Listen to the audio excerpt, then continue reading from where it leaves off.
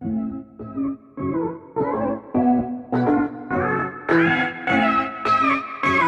Friends, स्वागत है आप सभी का आपके अपने चैनल फर्स्ट चॉइस अड्डा पर। और आज हम 30 मोस्ट इंपॉर्टेंट क्वेश्चंस को देखेंगे जो कि अधिकतर एग्जाम्स में पूछे जाते हैं। तो चलिए शुरू करते हैं। पहला क्वेश्चन है दोस्तों, opening balance of price fund was ₹3280। During the year donation receive हुआ था कुछ फंड के लिए 1540 रुपये का। अमाउंट स्पेंड किया गया, खर्चा किया गया प्राइजेस पर, वो था 1230 रुपये का। और इंटरेस्ट रिसीव हुआ था प्राइस फंड इन्वेस्टमेंट के लिए, वो था 400 रुपये का। तो क्लोजिंग बैलेंस पूछा है कि प्राइस फंड का क्या होगा। तो कैसे करेंगे माय फ्रेंड्स, इस क्वेश्चन को देखते हैं। पहले देखिए ओपनिंग बैलेंस क्या दिया हुआ है। ओपनिंग बैलेंस दिया है कुछ 3280 रुपये का, लिख लिया। उसके बाद क्या है, डोनेशन रिसीव हुआ है 1540 का, लिख लिया 1540 डोनेशन रिसीव। उसके बाद 400 रुपये इंटरेस्ट मिला है, लिख लिया 400 रुपये का इंटरेस्ट। इन सब को जोड़ा जाए तो 8 और 4 होता है 12, एक कैरी, 2 और 1 3, 3 और 5 8, 8 4 12, 2 1 कैरी, 3 और 1 4 और 1 5, 5220 रुपये आ गया ये जोड़ने के बाद। उसके बाद कुछ खर्चा दिया गया था दोस्तों। खर्चा कितने का था, अमाउंट स्पेंड कितने का था, 1230 रुपये का। तो 5220 रुपये में से 1230 रुपये आप जब माइनस करेंगे माय फ्रेंड्स, तो आपके पास आएगा 3990 रुपये, जो कि ऑप्शन सी है। आई होप आपको समझ में आ गया होगा। यानी ओपनिंग बैलेंस, सबसे पहले ओपनिंग बैलेंस लिया, उसमें डोनेशन को जोड़ दिया, और उसके बाद जो कुछ इंटरेस्ट मिला वो भी जोड़ दिया 400 रुपये का। तो इससे आपके पास आया 5220 रुपये, जिसमें से अमाउंट स्पेंड 1230 रुपये जो प्राइसेस के लिए खर्चा किया गया था वो माइनस कर दिया, तो कुछ आया आपके पास 3990 रुपये। ये क्लोजिंग बैलेंस होगा माई फ्रेंड्स। आई होप अच्छे से समझ में आ गया होगा। नेक्स्ट देखते हैं क्वेश्चन। नेक्स्ट क्वेश्चन है friends, question number 2, which of the following statement is true. तो इसमें एक ये भी ऑप्शन सही है कि a minor can be admitted as a partner. एक नाबालिग को एक भागीदार के रूप में सम्मिलित किया जा सकता है, परंतु केवल भागीदारी के लाभों के लिए। यानी a minor can be admitted as a partner only into the benefits of the partnership.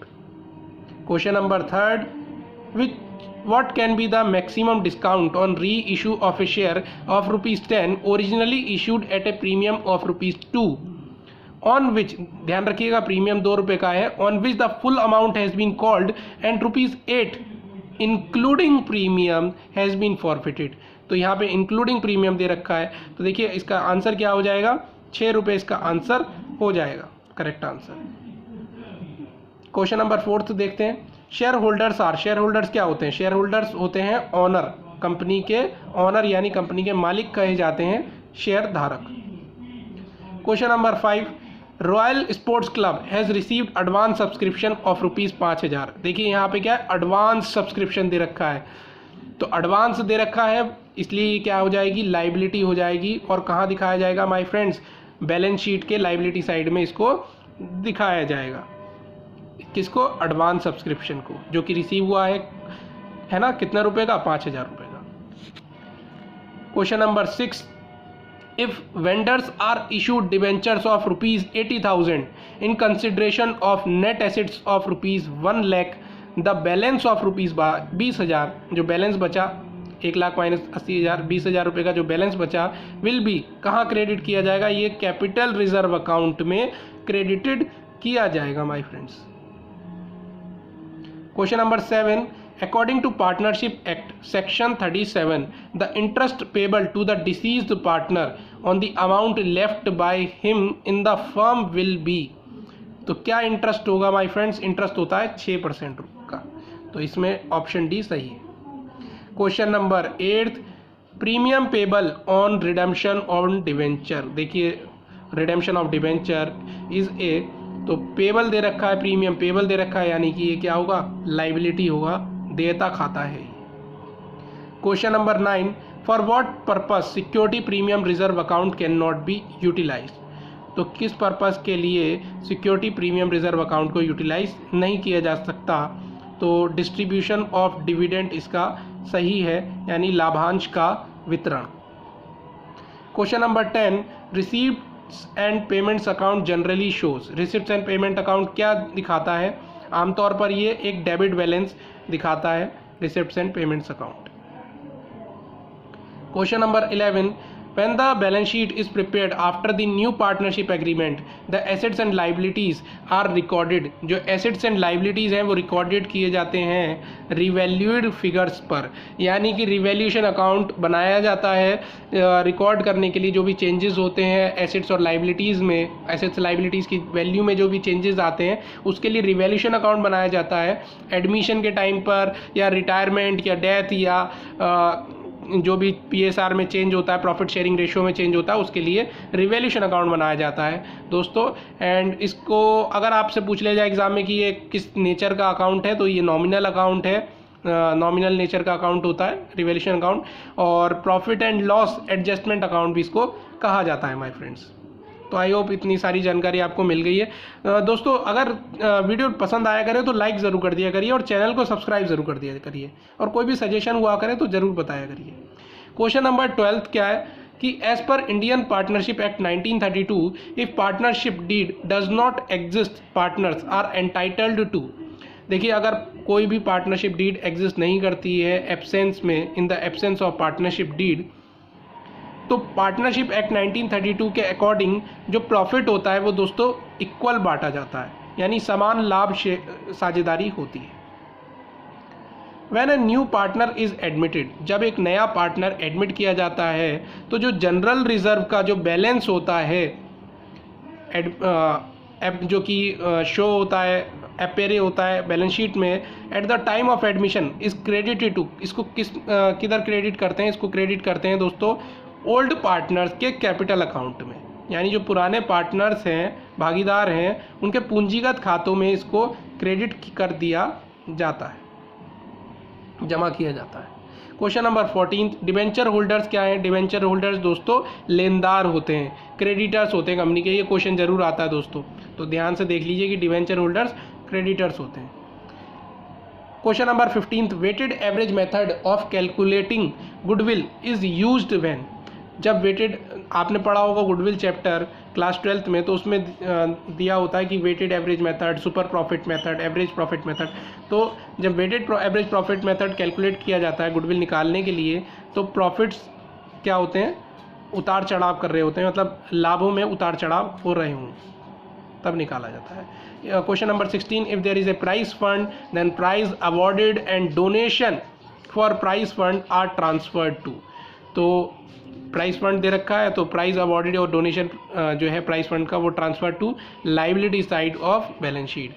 Prize fund में, प्राइज फंड के अंदर लाइबिलिटी साइड में बैलेंस शीट के दिखाया ट्रांसफ़र किया जाएगा। क्वेश्चन नंबर 17 दे रखा है, A and B were partners in a firm sharing profit. कितना शेयर कर रहे हैं? 2:1 का शेयर कर रहे हैं। With effect from 1 January 2020 they agreed to share profits and losses equally. Individual partners gain या सेक्रीफाइस बताना है जो चेंज हुआ है रेशियो। कैसे निकालेंगे इसको? देखिए मैं बता देता हूँ इसका फॉर्मूला क्या होता है। सेक्रीफाइसिंग रेशियो या गेनिंग रेशियो निकालने का फॉर्मूला एक अप्लाई कर सकते हैं आप कि old share minus new share, old share minus new share. देखिए ओल्ड शेयर कितने का था, ए का देख लेते हैं। ओल्ड शेयर था 2/3 माइनस न्यू शेयर कितने का, इक्वल कर रहे हैं मतलब 1:1 है, तो 1/2।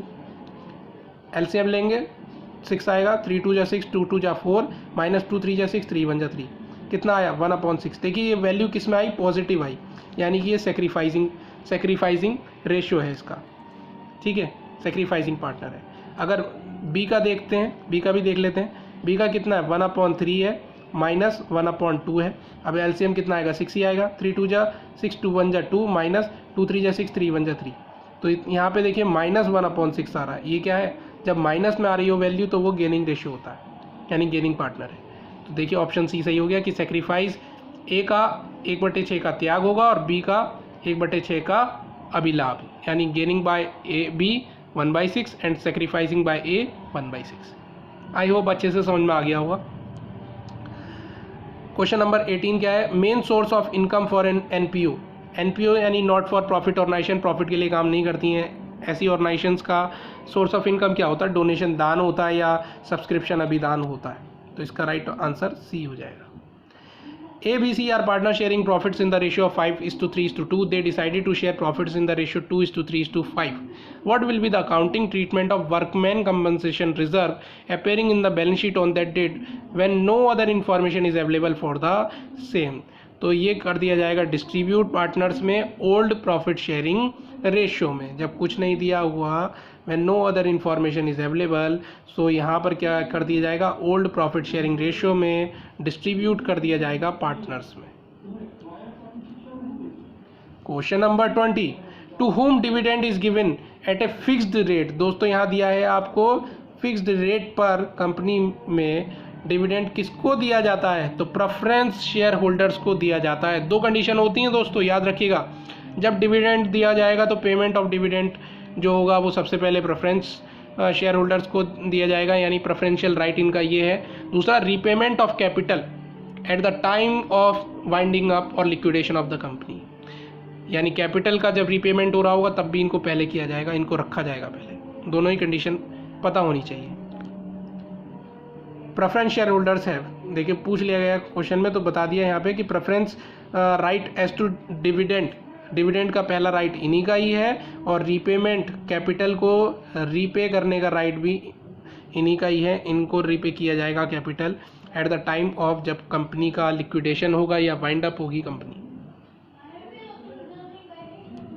नेक्स्ट क्वेश्चन है question number 22, which of the following is not recorded in the receipts and payment account. तो रिसिप्ट्स एंड पेमेंट अकाउंट में किसको रिकॉर्ड नहीं किया जाता है दोस्तों, तो इसका right answer option B, depreciation charge on assets, यानी जो एसेट्स पे डेप्रिसिएशन चार्ज किया जाता है उसको रिकॉर्ड नहीं किया जाता है रिसिप्ट्स एंड पेमेंट्स अकाउंट में।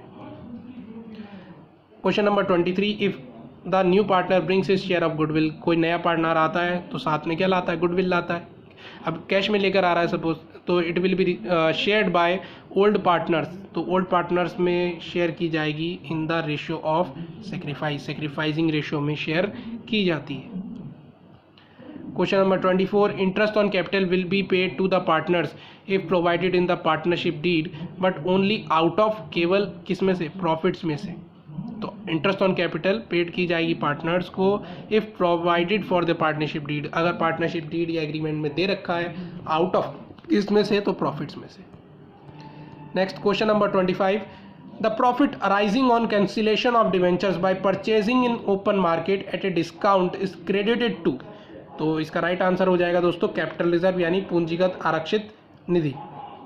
Question number 26, if X and Y were the partner sharing profits and losses in the ratio 3:2 and Z is admitted for 1/6 share in profit. During admission, if revaluation profit is rupees 6,000, the amount that will be credited to Mr. X as share of profit on revaluation will be, कितना amount credit करेंगे mister x को, 3600 रुपये दिखा तो रखा है answer में, पर कैसे आया दोस्तों मैं बता देता हूँ कि देखिए 6,000 रुपये दे रखा है, 6,000 रुपये लीजिए, और कितना था शेयर, इसका ओल्ड शेयर था एक्स वाई का 3:2 का, तो एक्स का कितना था 3/5 का। जब इसको काटेंगे दोस्तों तो कितना आ जाएगा, इसको काटिए जरा, 5 एकम 5, 5 दूनी 10, 1200 हो गया, 12 24 12 3 36 हो गया, 3600 रुपये। जो 3600 रुपये आ गया, देखिए ऑप्शन बी सही है, यानी रिवैल्यूएशन प्रॉफिट ओल्ड पार्टनर्स में ओल्ड रेशियो में, इस तरीके से आपका आंसर आ जाएगा। Question number 27, life membership fees received by NPO is accounted as, जो लाइफ मेंबरशिप फीस होती है जो एनपीओ रिसीव करता है वो इज अकाउंटेड एज, उसको क्या माना जाता है, उसको कैपिटल रिसिप्ट माना जाता है, यानी क्या कहते हैं इसको हिंदी में, पूंजीगत प्राप्ति, कैपिटल रिसिप्ट, और इसको बैलेंस शीट के लाइबिलिटी साइड पर दिखाया जाता है, यानी लाइफ मेंबरशिप फीस जो अमाउंट है received may be taken as capital receipt और shown in the liability side of the balance sheet, ये भी बता दिया मैंने आपको, है ना। Question number 28, in the absence of partnership deed the interest is allowed on partnership capital, partnership deed के एब्सेंस में जो इंटरेस्ट अलाउ किया जाएगा पार्टनर्स कैपिटल पर, वो कितना अलाउ किया जाएगा, कोई भी इंटरेस्ट अलाउ नहीं किया जाएगा, ऑप्शन डी सही है। माय फ्रेंड्स, नेक्स्ट वीडियो में हम पढ़ेंगे फाइनेंशियल स्टेटमेंट एनालिसिस के कुछ क्वेश्चंस देखेंगे, तो आज के लिए इतना ही।